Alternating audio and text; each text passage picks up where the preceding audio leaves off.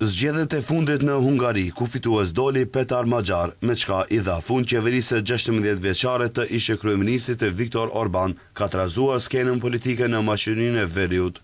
Lideri i opozitës maqedonase, Venko Filipçe, thotë se ish kryeministi i Maqedonisë së Veriut Nikola Gruevski, i cili është aratisur në Hungari, nga ku është strehuar për vite me radhë, duhet të kthehet edhe të përgjigjet para drejtësisë. Ai e përshëndeti mesazhin nga pushteti i ri hungares se do t'i dorëzoj ata që i ikin drejtësisë dhe fshihen në territorin e saj. Filipçe kërkoi nga qeveria të përgjigjet nëse ka dorëzuar kërkesë për ekstradimin e Nikola Gruevskit dhe nëse jo, pse nuk e ka bërë këtë.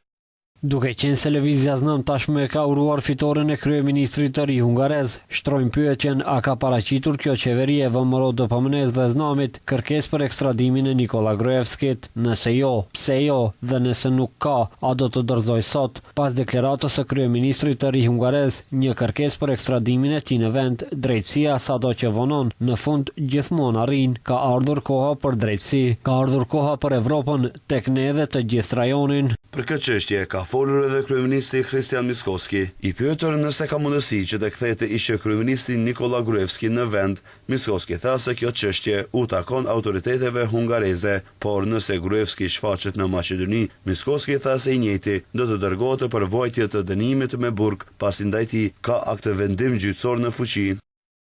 Nëse Nikola Gruevski kthehet në Maqedoni, ai ka akt vendim gjyqësor në fuqi dhe ai menjëherë pasi të paraqitet në Maqedoni, normalisht organet e rendit do ta sigurojnë dhe do ta dërgojnë për vuajtje të dënimit në burg, që është sipas akt vendimit në fuqi. Ne jemi qeveri për të cilën të gjithë ligjet vlejnë dhe qeveri që duhet të respektojë ligjet dhe institucionet në shtet. Normalisht secili person ka të drejtë të shfrytëzojë institucionet, të drejtat e tyre, të parashtrojë ankesa e kështu me radhë, por ne si qeveri kemi akt vendim në fuqi me të cilin personi për të cilin po flisni dërgohet për vuajtje të dënimit me burg. Në të njëjtën vit qëndron edhe njëri ndër liderët e Vlenit, Izet Megjiti, i cili ironizoi situatën, duke deklaruar se më së shumti po mërziten ata që dikur e ndihmuan të aratisej Nikola Gruevski.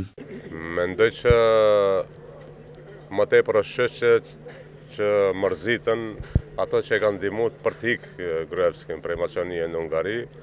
Tash prapë ato le t'ja bëjnë gajlën se çfarë do bëjmë me Gruevskin, ato shkojnë ta ndihmojnë edhe prej në Hungari. Nuk është gajla jonë. Nuk e besoj, domethënë do shohim, po